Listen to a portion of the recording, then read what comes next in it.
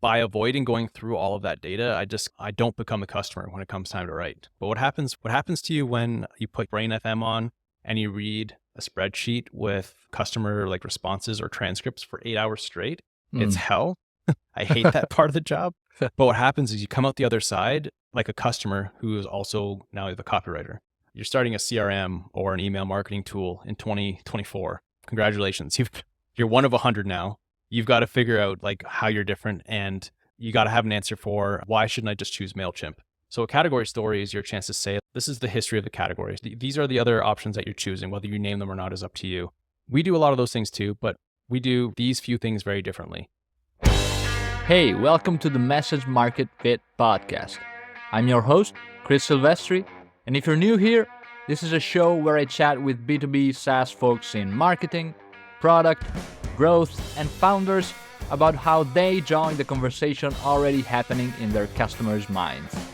We dive deep into their thinking, their systems, and their playbooks to see how they empathize with their audience and speak to them in a way that resonates, so they're compelled to take action.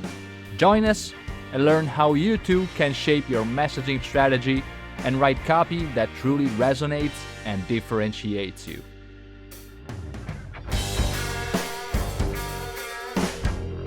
I'm super excited about my guest today, who's someone I've been looking up to for years, Josh Garofalo.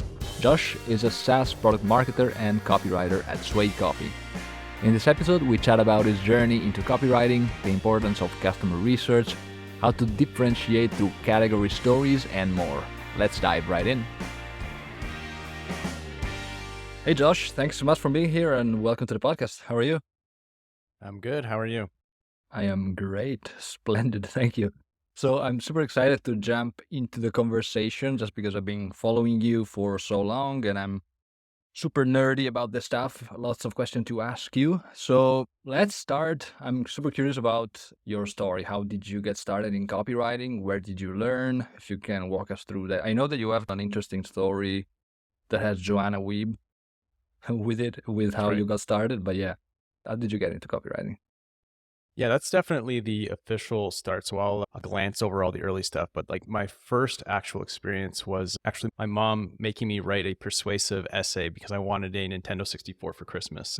And that was when I first learned that I could write something and then get what I wanted because I did a good job. My first little foray into persuasion. And then she also encouraged me to submit my idea for a commercial for Lego when I was a little kid as well. She actually mailed it away. I never heard back, so I guess I didn't like the idea.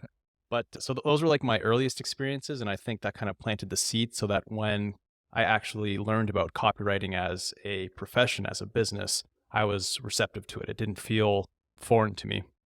So that's where Joanna Weeb comes in. So I was working at a startup, I think it was 2012, 2013. And I was the marketer and I did a whole bunch of other things as well because we were only like 5 people. And one of my tasks was to revisit the website, to create a website. And I'd never done this before, so I had to figure it out. So I was doing lots of Googling naturally. And that's where I happened upon Joanna Weeb's site, Copy Hackers. And it was through reading all of her stuff that I learned a lot about copywriting, obviously, but I also learned that this is actually like a profession. This is not just something that a marketer at a startup does as one of their many tasks. Like you can do this as your only thing, and you can actually do really well for yourself if you're good at it. So that kind of planted the seed of maybe I should start a business one day. And then because I was always keeping up with Joanna's stuff, I learned about a competition that she was running. I can't remember the specifics of the competition. All I know is that I won, and the prize was a ticket to MicroConf in Vegas, where I would get to see her speak and meet her. And so I met her, and I asked her, I was like, do you think I could start a business like only focusing on SaaS companies? Because that's what I knew. I just did copywriting for SaaS companies. And she said, yeah. And she said, and I think you should start now while you've got the fire burning under you and before the grass grows under your feet and you forget about this and you just go back to working your job. So I started my business like 2 days later.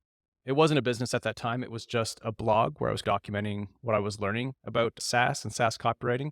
And because I was so early in the space, like it sounds crazy to say now, but when I called myself like a SaaS copywriter, that was new. There wasn't really anyone else saying I'm a SaaS copywriter. They'd say I'm a tech copywriter or a B2B copywriter. So just because I was one of the only ones and I was writing some decent content, not great by any stretch of the imagination by today's standards, I started getting inquiries from clients. And because I already had a job at a startup that I liked, I just named a price that if people would actually pay me that, which at the time seemed like a insane amount of money. I think it was $100 US dollars an hour. If people were willing to pay that, I'll take them on as a client. And people were willing to pay it. And it got to the point where I couldn't keep both the startup job and the business going. So I took a leap and went full time. And I think that was 20 at the time that I went full time. Yeah, 'cause I'm almost at 10 years now. And how long did you do that as a side hustle along with the startup job for? It wasn't too long. Yeah, I was working at the startup in 2012, 2013, I think. And then I think it was only a matter of months that I was doing both at the same time. I got lucky in that I landed two fairly long-term clients. One I worked with for 6 months and the other one I worked with for a year, which is pretty long for me. And yeah, I was making more than I was at the startup. And so it was pretty easy for me to leave. Nice. So you never got into the whole Upwork or freelancing platform. You basically just got started directly with clients, right? That's right. Yeah. I think I did. I'm trying to think if I actually did an Upwork project. I did have a profile on Upwork, and I think I actually did get hired by somebody to do a quick $50 thing. They're trying to create a competitor to Facebook, and I think basically my feedback was, "Don't do this." I hope they listened, and if they did listen, I think that was probably the best $50 they ever spent. Consultation. But yeah, I never went through the slog of terrible clients. Now, some of the people that I worked with, some of the stuff that I put up with in year one, I would not do today, but that's just part of it. But I never went through this thing where it's getting paid $5 an hour and you hate your life 5 years. I never went through that. Yeah, it's probably great because you basically jumped in with the sharks right away. Yeah, and I always tell new freelancers, especially if you don't have to go out on your own today, keep that job, save your money so that you can be picky from the very beginning. It's not necessary. You don't have to work with those terrible clients in order to get good enough to work with the good ones. Already good enough. And or I should say, even if you're not good enough today, you have it in yourself to rise to the occasion when you land that good client. You don't have to go through all those terrible years. Yeah. So I'm curious about when you jumped into copywriting, did you also know about other types of copywriting, like direct response or sales, letter writing, or did you only know about conversion copywriting because you learned from Joanna Weeb and you just jumped into that? No, I was aware of it. And especially as I was learning about copywriting, I would come across some of those direct response companies. And honestly, I couldn't sell a lot of the junk that those companies are selling. I couldn't live with myself. I'm sure I could make a killing selling a financial product that is just a complete ripoff to seniors and helping them part ways with their retirement money or selling cancer cures, but I was never going to do that. There was no way. Yeah. So yeah, I was definitely aware of those things. And that's not all direct response. Direct response is a set of methods. It's not selling false hopes, but that's what a lot of that world is. And I knew I was never going to do that. Yeah, nice. Yeah, because a lot of beginner copywriters that maybe reach out or that I see writing online, all they know is direct response, writing for what's it called, ClickBank, one of those sites where you basically sell information products, those mock-ups with a shit ton of DVDs and all that stuff. Yeah, so exactly, it's super scammy. I've always thought it's super scammy. And you can see it in the cold outreach emails too, when they're asking if they have any extra work. They'll write this super long sales letter to you, and it's just so corny. It sounds like it's written in the 60s. It's I guess you got to start somewhere, but yeah. Cool. So copywriting for SaaS. So first I will tell you this story because so when I was starting out, and I was still working at my old job as a software engineer, I did that for 10 years, but I still remember vividly this image of me going into our break room because I was super bored as always at my old job. And I looked at one of your emails, I think was that those times they were still sending emails, or you just started sending emails, I think 2016, maybe 2017. And you were talking about niching down. And from that moment on, I basically picked SaaS and I started doing basically what I'm doing today. So I owe you quite a lot. And I remember that I basically went on your website and copied most of the structure. I even called my business, I think it was called the Skyrocketing Copy. And then because basically I took it from Sway Copy. But yeah, basically. Right. Oh, that's awesome. That's so good to hear. It's good to know that people are actually reading things and making changes. I probably should have kept up the emails, but you get Yeah. busy. Maybe I'll pick it up again, but So do you think, that's awesome. so speaking of niche, do you think it's still helpful to pick a niche and narrow down today? Yeah, I think it's more important than ever. There's more copywriters now, not less. And there's more better copywriters now, not less than when I started in 2015. So if I were starting today and I came at it with the same approach where I was looking for a niche, I don't think SaaS Copywriter is even good enough anymore if you're just starting today. If you don't have some momentum, some years behind you, I'd want to niche down even further, whether that's a certain segment of SaaS, like marketing SaaS software, or a specific deliverable, which I think could be really interesting. So whether it's like just onboarding emails or just home pages or just sales pages, I would niche down even further today, knowing that it's not like a life sentence. You could start off as an onboarding email copywriter and then get into other stuff as you build a name for yourself, or even expanding your accounts. Like within a client, you could, I did a really good job on these onboarding emails. Doing this other thing is not that different. I can also do a sales email for you, and then you just grow your practice that way. But it's, in order to stand out in such a busy space, there's like a billion SaaS copywriters now. I'm still amazed that people ever even find me because there's so many of them. So today, yeah, I'd find something very specific, something very valuable, and then I would niche on that and then expand if I felt it was necessary. Yeah, I think it'll only become more important. Yeah. Cool. So you worked with 100 plus SaaS companies probably. So if you would have a lesson to tell your younger self, what would you tell him? So in terms of like how to like better run a business, or? Yeah, I would probably say, how to better run a business.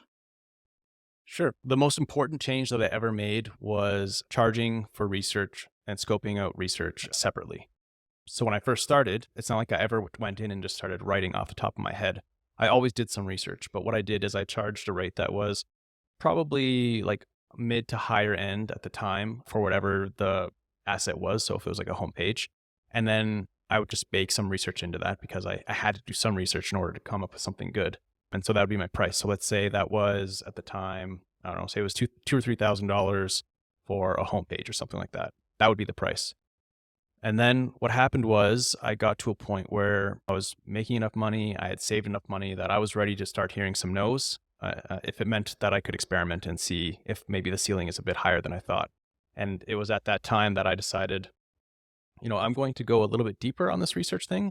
I'm going to position it as a valuable asset in its own right, whether or not we even write copy, and see what I can do. And I remember the first time I did that, it was for a fairly small company actually. So I knew that there was budget after I did this the one time. It was a fairly small bootstrapped company that had some success.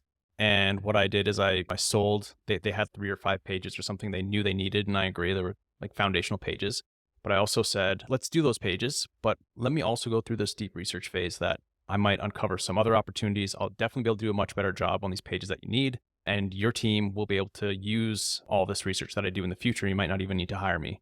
And so let me do that instead. And so what happened was I pretty much doubled my project rate at that time with only a little bit more work. I went a little bit deeper on the research than I otherwise would have. And not only did I increase my rate, I also was able to pitch them some additional pages, some emails based on what I found in my research. And they were happy to do it because like I had some things I could point to that showed that it'd probably be a value add for them.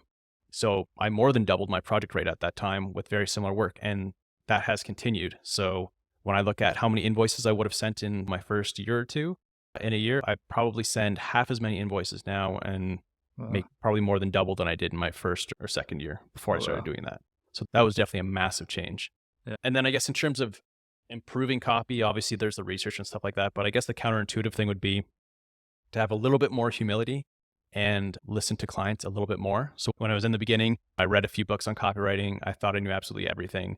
And so I would be maybe a little bit too bossy with clients as if like I knew everything. But the reality is these clients are successful enough that they're able to hire you and still hire other people and have a nice home life as well. So they're not idiots. They might not know about copywriting as much as you, but you should at least listen. You don't have to take everything they say as the gospel, but you should at least hear them out and consider the fact that they might actually be right about some things.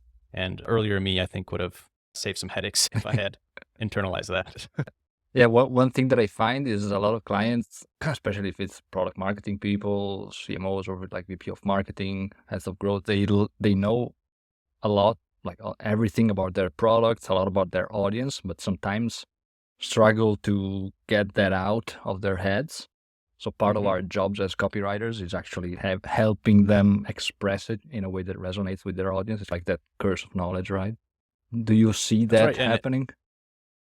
definitely, yeah. And it's I know you're not supposed to say this because you're always supposed to do customer research, but I've just had some projects where they couldn't get customers on the phone or we just didn't have time.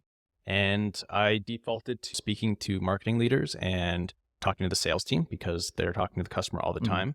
And I was able to do good work with that too. So you should talk to the customer, survey the customer whenever you can, but you can do a good job by properly going through a team and interviewing them as well and surveying them. So yeah, it's super valuable. Do you see even today that a lot of companies don't do the research and when they approach you, they just ask for the copy basically because they don't know maybe they need the research? Is that still a thing? Yep, it happens still all the time. And I guess this would be another lesson to my younger self. So my younger self would say, if you're not going to do it my way, if you're not going to get 10 people on a call with me, like this isn't going to be a fit. And what I've learned is, at the end of the day, this is a service business. And so as long as I am clear with them and I say, we would do a better job if we did some customer research and if we had 3 months to do this rather than 3 weeks.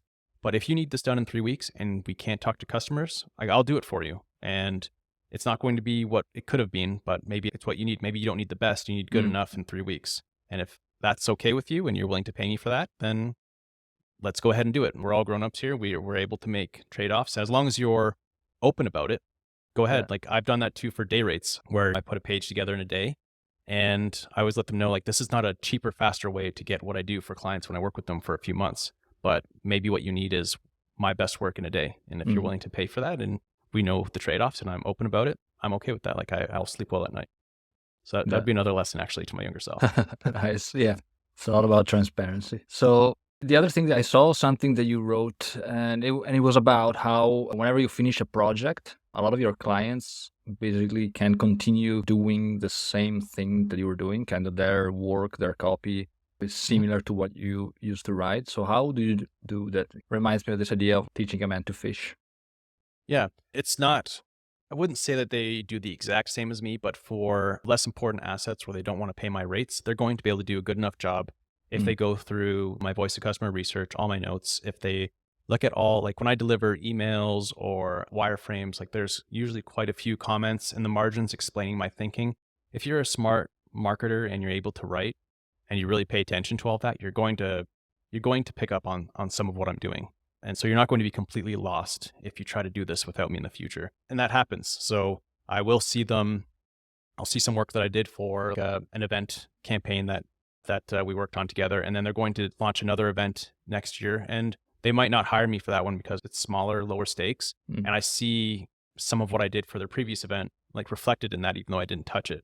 And to me, like that's success. That lets me charge higher rates when I can point to that and say, this is the work that I do for you doesn't die once I leave. It's going to keep going. This thing that we did together is going to keep going. Plus there's going to be some knowledge transfer, even if it's not intentional or part of the scope. So yeah, it's just when you have a good marketer and they go through all my notes and they go through all my research, they're going to be able to do some pretty decent work in the future without me. What's the thing in your research process that you do that you see your clients never do? I'm wondering if it's something that I do or if it's whether it's speaking to customers. Yeah, so I've worked with clients that would take a lot of the same steps that I would. So they research the customers, but they don't pull out the same insights that I would. And I would say it's not so much something that I do, but it's something that I've done, which is I've done this dozens and dozens of times for tons and tons of SaaS companies. Whereas that person, it might be their first SaaS company, or maybe it's their third or fourth, and they have no idea other SaaS companies are doing and what they're seeing from their customers. So what I'm able to do is I'll look at all the same customers and all the same customer research data, and I'll pull out very different insights, very different ideas for the websites, for the emails and stuff like that. So I think that's more just, I think that is the main advantage that you have as a consultant over an in-house person is pattern matching. You've seen it like over and over again. You have a large sample size to know this doesn't work. A good example that I just had the other day was a client wanted to copy what a competitor was doing and how they organized something on their webpage where basically it would require like 8 clicks to get all the information because that way it would condense it and there would be less scrolling. To them, that seemed like a great idea because now you have so much information in a small part of the screen. But for people like you and I who have watched recorded sessions, we know exactly what's going to happen. They're going to scroll past that. They're not going to click the other 7, and they're going to get a very incomplete idea of the project. And that's just, or of the product. And that's just pattern matching because you've seen it a bunch of times. But we don't realize that people who work in-house, they don't see it a bunch of times. They've maybe done a website redo like once or twice in their whole career. Yeah, I've seen clients do a lot of the things that I do. It's just we come to very different conclusions because of our experience. And if you had to recommend your clients, marketing people, how to get out of their own heads and keep in touch with their customers, what would you recommend them do?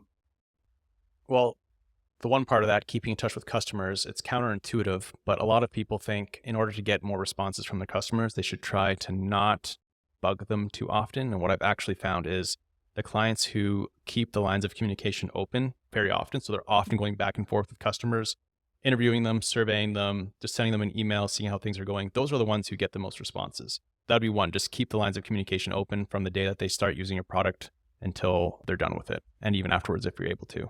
Other than that, though, it's just like a client of mine in the past, Circle, they're probably the most in touch with their customers than any client I've ever worked with. And it's just a matter, they are constantly talking to them. Like it's literally like people's jobs to just basically talk to customers constantly. And these people become like oracles because they have the entirety of their customer base like in their head at all times. So that would be like, don't let it just be like a little project that you do for a couple of weeks a year. Like it should just be ongoing. Like you're always talking to your customers. You're always running things past them. You're always actually not just recording what they're saying, but acting on it. That's the other thing. Like the reason Circle has such a great product is because they're always talking and they're always implementing like what it is that they're hearing from their customers. So yeah, keep those lines of communication open from the very beginning. Don't be afraid to continually ask as long as they see that they're actually getting a better product and a better experience because they're open with you, they'll continue to talk. So it's very counterintuitive. Most people think, let's just be quiet and try not to bug them and we'll send an NPS survey once per year and that'll be the end of that. Yeah, and also another thing that I found that I think I chatted to you about it once on Twitter, but it was basically when you send out a survey and you don't get a lot of responses, it's actually a sign that tells you they don't really have product market fit maybe. And a lot of companies either are scared of that, but at the same time, they should probably do it because at least it's a sign that they need to change something. Did you ever That's absolutely have that true. experience? Yes, definitely. And it's always the worst when in the like feeling out phase, when we see if we're going to be a fit, the founder kind of talks it up as if they've got this awesome product and customers absolutely love it.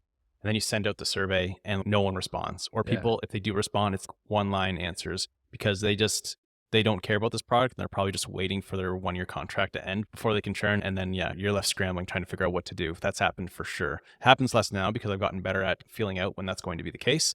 But yeah, if you've got a good product and people are loving it, and especially if the value that you add is in excess of what you're asking them to pay each month, they almost feel obligated to give you some feedback when you ask for something because it's just human nature. Yeah. Reciprocity, the law of reciprocity, right?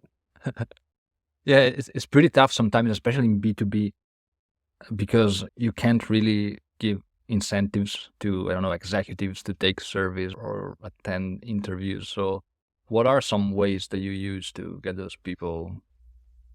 data from those people? Yeah, I almost never use an incentive whatsoever. It's really just in the language. So it's more or less, and it helps if my client has been in contact with them in the past and has actually been shown to listen and actually implement some of the things that they get. But yeah, it's usually just in the wording of the invitation. So it's trying to show how them sharing with me is actually going to be valuable for them in the end. And then it's also leveraging relationships. Rather than have the email come from me, for example, or even the founder, it will come from their point of contact. And I'll ask their point of contact, be like, hey, this is the email that we're going to send, but you talk to this person all the time. If this feels too formal for you because you guys are talking all the time, like just hit these main points in the way that feels right for you. And then I've had some clients offer like Amazon gift cards and things like that. And that does get people on calls. But sometimes I just feel like the feedback isn't quite the same because they're there for the gift card. They're not there for me. Yeah. They're not there because they're excited about the product and or anything like that. Yeah, that's true. Which actually, I should say though. Yeah. Sorry, there's one exception to this rule. So if my client is like a big enterprise client who serves like the Fortune 500, it's extremely hard to get those people on calls, extremely hard to get them to answer surveys. And that's where I do lean into the sales team a whole lot more. It's just really hard to get like the CEO of a multi-billion-dollar company to on a call with me. That's the exception. They can have a great product and you still won't get people on a call. Yeah, so I guess in those cases you speak to sales, but also watch a lot of sales recordings, demos. That's right. Yeah, which is this whole thing about being able to persuade customers to give you feedback also shows another kind of secondary value of working with a copywriter, right? Because a lot of your clients might not know how to, or they think they can't get that feedback just because they don't know how to ask for it, which is the case for like when you jump into the project. True. Yeah, definitely. There is an art to getting the answers that you need. Yeah. Cool. So you talk a lot about category story. Can you tell us what you mean by that? What is a category story? Yeah, I think it helps to maybe start with like how I see it slotting in along the history of SaaS. I see this as like where we're at right now and we're going to be for the next little bit. So I'll go through it really fast, but like at the very beginning, we have Salesforce. They had to convince the market that software as a service was even a good business model that you should consider. So they took care of that for us. We don't have to do that, which is great. And then after that, you just had to have more or less a good product for a problem that people had. You didn't have to be amazing at sales or marketing, but the fact that if someone was looking for a SaaS product or a SaaS solution to their problem and you had it, you're probably one of the very few, if not the only one who had it. And that's, again, very early days. And then after that, marketers, as happens when any category starts to get a little bit more crowded, marketers come in and that's when we start trying to differentiate from the others despite being very similar. It's at that point where you had to get a lot better at explaining your product so that end users and also the people who do the buying, who might not be the person who's going to use the product, can understand it and relate to it. And then after that is where you get into voice of the customer, which I think Joanna really popularized. So you had a lot of people, there was a lot more products in this space for any given problem. You had a lot more marketers doing a very good job of, clearly defining what it is their product does and who it's for. And then voice of the customer was your way to differentiate, using, as the phrase suggests, the voice of your customer to describe the pain points, the problems, the desires, the goals, et cetera, et cetera. That was a way to create copy that was a lot more compelling, relatable. People would actually read it and convert. And I would argue all those things are still really important, but I'm not sure that they're going to be enough anymore. And the reason for that is the market is like, name a category that's worth being in. It's extremely crowded, and it's crowded with solutions that are all very capable of doing the job that you need done. Marketers are doing a really good job of voice of customer research and putting that into the copy, and they're being very clear. And so I think that's where we get into this stage now, which is like a category story. And that is, we're not just telling another why us story. These are all the things that make us great. Because what happens is, if you put yourself in the shoes of the prospect who's evaluating solutions, now they have 7 products that are quite similar. They all do a very good job of saying why you should choose us. And their reasons are all very similar to the other 6 products because they're all selling something very similar. And now, as someone who's looking to buy something, I'm just confused. I've got all these things that look very similar. It's expensive, so I don't want to make a mistake. And now I'm paralyzed by choice, which could cause me to not make a decision at all and just stick to what I was doing, which, if you've read, I think the book Jolt, or the Jolt effect or something, I think it talks about how many deals we actually lose to inaction. Or sometimes they choose you, sometimes they choose a competitor, and you don't really know why they do what they do. And so you're just splitting the difference with a bunch of other competitors. So a category story is your chance to say, this is the history of the category. Say we're talking about CRM. This is where these are the other options that you're choosing. Whether you name them or not is up to you. We do a lot of those things too, but we do these few things very differently. And it's telling a why us and not them. So you should choose us because blah, blah, blah. And you shouldn't choose them because they're for this other segment that you don't relate to. So like an example for that would be, who's doing a really good job right now? Fathom Analytics, I think, Paul Jarvis's company. If you go there, they're not just saying, hey, we do some analytics and blah, blah, blah. They're just saying basically like Google Analytics sucks this. If you think Google Analytics sucks for these reasons, you'll really like us for these other reasons because we're not like them at all. And I think what we're going to see is a lot more of this kind of copy where we're acknowledging the fact that anyone who's on our website is already using or considering a bunch of very similar competitors. And we need to like really emphasize and shine a spotlight on the few things that we think make us different or better for a segment of the market that we're best positioned to serve. And so you see some people doing this, but I don't think they know that they're doing it on purpose. They stumble upon it. And there's just so many companies who aren't doing it who would benefit by really digging into this like why us and not them story, or what I call a category story, to keep it neat and tidy. Yeah. So let's say you're a company that super competitive niche, you're struggling to differentiate, but you don't really, at least you think you don't really have your own category story. So what would you tell them? Can they craft one? Is it something that you can craft from scratch, or does at least some kind of differentiation need to exist? If you're a company in a crowded space and you're really struggling and you can't really get clients or customers, then it's true that you might not be differentiated and you're probably going to struggle and you're probably going to eventually fail. But what's more interesting, and those aren't the people that are hiring me anyways, the people who are struggling and can't afford help. So the people that are hiring me are typically in a crowded space and they're actually doing quite well. They've got a growing business, and they'll say, and then I'll propose this idea, like, we got to figure out where we're different, where we're better, and really lean into that and contrast that with what some of our main competitors are doing. And they'll be like, yeah, but there's nothing really different about us. Like, we're all the same. And I'll be like, yeah, but you got a growing business. People are choosing you for a reason. I guarantee that if we start asking people, like, what were you using before this? What were you considering? What did you like about it? What didn't you like? What made you want to try us out? And why did you choose us in the end? We're probably going to start to see some trends there, that some differences that seem insignificant to us, or we don't even see it ourselves, that we can really lean into. It might just be something really small that we do that the other competitors aren't going to do because it's irrelevant to most of the market, but maybe we're just a really good fit for this one segment of the market, and we should lean in on being like XYZ for this type of business only. And then they'll be like, yeah, but we serve some other people as well. I'm like, yeah, but they're a small segment of your customer base and they're the most annoying based on what you said, because it's not that good of a fit. But for this one segment, they're willing to pay you a ton of money and they love you guys. They never bother you. It's because you're an especially good fit for them for these like few reasons, which you may or may not have done on purpose. So I would just say, if you're in a crowded category and you're doing really well, there's something special about you that some segment of the market recognizes, and we just got to get it out of them and then really lean in on it. And that takes guts. Yeah. Nice. Do you see any differentiation? It's hard, right? It's hard to build a business. Yeah. So if you're doing well, you're doing something right, you've got something. Yeah. Which is actually interesting, because someone could say, I have to create my category story, but no, like, first see how you are doing. If you are getting result, it means that you have a category story to take out. I like that kind of a deductive approach. Exactly. Yeah. Yeah. Do you see any difference between SMBs and enterprise when crafting a category story? Do you even do that for enterprise, or is it a bit harder?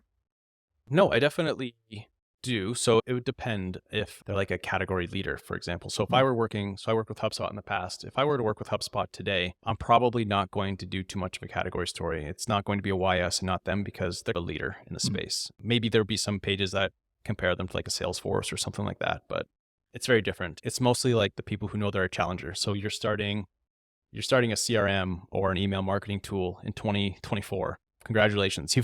You're one of 100 now. You've got to figure out like how you're different, and you got to have an answer for, why shouldn't I just choose MailChimp? Whether you spell that out, whether you say MailChimp on the page or not, you should at least get into the head of the person who is using or considering MailChimp, understanding that they're probably going to choose MailChimp. And if they're on your page, it's because they're having some doubts. You need to be able to call those doubts out and have a good response to it, so that they're like, okay, like, I want to choose MailChimp. That'd be so easy. I'm not going to get in trouble for choosing MailChimp. This company is doing something that MailChimp's not, which is why I didn't just choose them off the bat.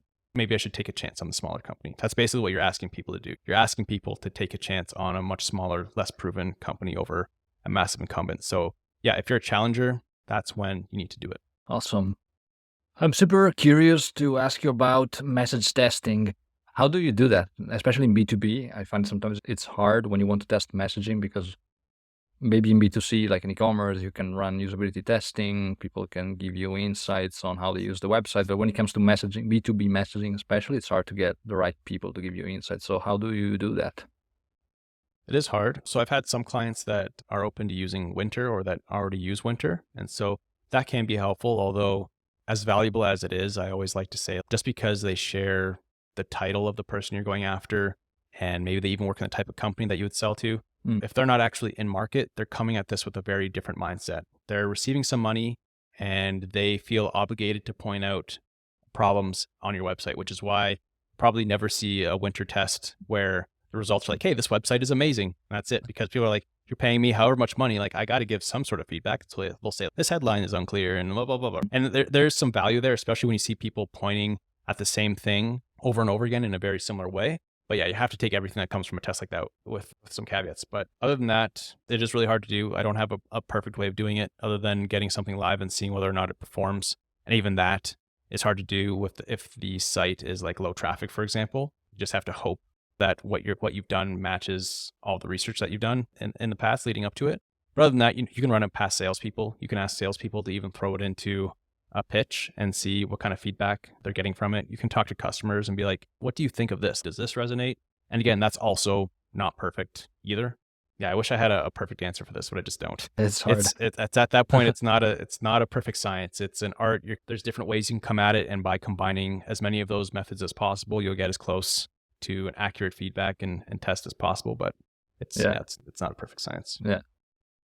When it comes to your process, how did that evolve through the years, and what do you think now it's the most valuable part for clients? Yeah, I would say the most valuable part, it goes back to what we were talking about before. It's that space in between the research that has been done and the end product, deciding what it is that needs to happen. Like one thing I like to think about is I've definitely done it before where I've written copy and I can sense that a client's like, I could have also written this, but what I've done, but the problem is there's like an infinite number of outputs that could have come from that research. And I chose this one, and I think it's probably the best one, if not one of the best ones. I'm not confident that my client could have also chosen that same output. In hindsight, they could have created it, but they wouldn't have gone that direction. They would have gone a different direction. And they would have missed it completely. So it's really going through a large amount of qualitative data that's very messy, being able to go through that and figure out the way forward that's going to make the most sense and deliver the best results. I think that's the one thing that's very hard to replicate because it's repetitions, and there's just not that many people in SaaS that have the number of repetitions that I do. There's some, but there's not a lot. Yeah. Yeah, and that's a very important point because even now, especially with AI, okay, you can use an AI tool to go through the research and give you the top themes. But what I found is, yeah, you can do it, but then you lose all that kind of intuition that you build up by going through reams of like spreadsheets and reviews and transcripts. So I'm curious, do you use AI? If so, how to avoid that kind of bias? So I don't know. My answer might be boring here because I know what I'm supposed to say is I have all these prompts and then I write my pages with AI, but I don't. And one of the reasons is exactly what you said. I've played around with throwing stuff into AI and it does a really good job of summarizing things, but by avoiding going through all of that data, I don't become a customer when it comes time to write. I have some points and that's it. But what happens to you when you put Brain FM on and you read a spreadsheet with customer like responses or transcripts for 8 hours straight? It's hell. I hate that part of the job. But what happens is you come out the other side like a customer who is also now the copywriter. For a short little while, you become the buyer of XYZ CRM and you're able to relate in a way that I don't think you could otherwise if you shortcut that with the AI and just deliver the point form notes. Then I think you will probably start writing like a marketer and not like a customer. Exactly. So yeah, I haven't used AI too much in that respect. And the other thing I'm paranoid about is privacy. Just obviously I could just not include customer names, but even maybe my client would rather not have those insights even out there in case, I don't know if the model pulls in like my inputs to create outputs later. It's just not worth the liability to me.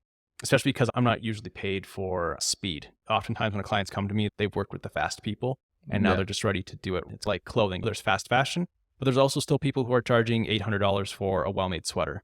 And so I'd rather, for me, it fits my personality to be in that $800 sweater business. Now, I have played around with AI, things like I've got an interview coming up with, say, a chief product officer, and it's not someone that I get to speak to too often. And it's in a space that I'm a little less familiar with. And I don't have a lot of notice because they just decided to bump up the call and now I'm talking to them in an hour. I might go to ChatGPT and be like, hey, if these are my goals and I'm speaking to a chief product officer in the space, like what are some questions I might want to ask? Yeah. And a lot of those questions are crap. A lot of them are very basic that you could apply to anyone else, but there might be some in there that give me some ideas. That would be an instance of where I might do it. Or if I've already written some headlines or something like that. I don't think I'm quite there. I might be like, give me 50 alternatives. And again, a lot of them will be junk, but maybe there'll be something there that gets me in the right direction. So it's a little bit more of a sparring partner than a time-saving tool for me. Brainstorming. Yeah, and I think that's often the case. I think AI is really good at, if you suck at something, it'll make you feel like you're doing a much better job of the thing that you suck at than you actually are. But if you're really good at something, if you know something inside and out through all the holes, you see what they're missing. And that's true for every use case. So that's just something to keep in mind. If you think it's doing a really good job, it's probably because you suck at it and you don't really understand what a good job is. Cool. Speaking of AI, do you think that as a copywriters, we will have to write for AI at a certain point? Just because I'm seeing a lot of tech that basically has, you ask AI to browse a website, so almost AI becomes your fellow decision maker. Yeah, and actually, I think we went back and forth on a Twitter thread recently about this. So several years ago, I had a mentor in the entrepreneurship space. He was a professor at the university that I went to. And so we'd go back and forth on some emails on some things we were thinking about. And I think it was like a number of years ago. I want to say 6 years ago, maybe. I talked to him about how I think a lot of people are focusing on AI writing like humans and trying to act like humans. But really, I think what the threat is, the way we buy things completely changes, where if you have an AI, like in theory, who really understands you and your needs, and you need something simple like a toothbrush, could that AI not go out eventually and find a toothbrush for me? And would it even need like persuasive messaging, or would it just need all the facts and match those facts to who I am and choose the right toothbrush? At that point, you don't need persuasive writing at all. It's just AIs with a product accurately stating what it does, and an AI who knows the buyer choosing the right thing. And so toothbrush, that seems easy, but as AI gets better, could it not get better and better? And then all of a sudden be buying my software, buying my car, like buying my house? Could it not do those things for me? So I would say that's probably the bigger threat to a really good copywriter, is just the way we acquire things completely changes. And if that's the case, then I don't think, I mean, maybe you're writing for AI, but at that point, I don't know if it's like if that's a task that because you were a copywriter, you'd be especially good at. I think it would just be very different. It'd almost be what a software engineer would do. So maybe you're going to be a software engineer again. We'll become like the old SEOs. It will be back to keyword stuffing. Exactly. Yeah. And who knows, maybe it starts to go in that direction, and then people will learn how to game that system, and then maybe it rebounds back. So it's really tough to say. Nice. Cool. Last couple of questions. So where do you go to learn and get up to speed on things? Yeah, so I spend a little bit of time on LinkedIn. I'll sometimes read some like VC stuff like Jason Lemkin, because they have a pulse on the market. But if I'm honest at this point, it's just trying to read widely. And also, I just learn a lot of what I learn based on my client work. It's just taking lessons from, I'm just at a point now where the high level lessons don't really matter to me much anymore. And it's the very specific lessons that I'm learning like from my client work. That's where I get the most lessons. So I'm definitely not keeping up on all the newsletters and all the podcasts and the videos. And I'm learning on the job at this point for the most part. Yeah. Nice. My last question is, what did you learn about life balance from your daughter? So since you had your daughter. I learned it's very difficult, but I would say you just got to have your priorities. It's very rare that I miss anything at this point. I actually don't, I would say I don't miss anything that I want to be there for. And I plan on that being the case going forward. And that's, for me, I think the key there was spending the last 10 years building a life that kind of gave me that kind of freedom. I wouldn't have been able to do that in my first year or two of this. So I'm at a point now where the amount of hours that I have to put in and the amount of money I need to make in a year does not require me to work 40 hours a week if I don't want to. So yeah, it's gotten easier. The hard part is I'm tired all the time. So anything that used to take me an hour takes me 2 hours now. And yeah, but no, it's been really good. It definitely helps you stress some of the things that you used to stress a lot about a whole lot less, because it just doesn't really matter. Yeah. One thing that I've always appreciated of people like you or like Joel Kletke is you guys always basically doing like the actual work. Like you could have totally went on and started selling courses and become like the top influencer, copywriter for SaaS influencer. So yeah, I've always appreciated the fact that you've always stuck with your like being operators and doing your like mastering your craft, your skills. So yeah, I think you've always been deliberate and methodic about all this. Yeah. I appreciate that. It's it's a conscious choice that I made to not jump into that too quickly. Maybe I will in the future. That might be part of my time management, is figuring out how to get some of what's in my head out there to people in a way that's useful to them and profitable for me without having to take all my time up. But yeah, right now it's just heads down doing the work. And it's always been in the back of my mind to do a course or a small community of copywriters who are really taking this seriously and want to get the behind the scenes stuff I would never just talk about on Twitter or LinkedIn openly. But for now, it's just doing the work over and over again. Awesome. Cool, Josh. Thank you so much. So people can find you on categorystory.com. And where else do you hang out the most? Is it LinkedIn, Twitter, both? Yeah. So, I mean, if you're like a SaaS company out there and you're potentially looking to work with me or you want to bounce some ideas off of me, swaycopy.com is still my website. Category Story is a newsletter that I'd started quite a while ago, and I haven't written for it, but I might pick that up again. Got some ideas for it.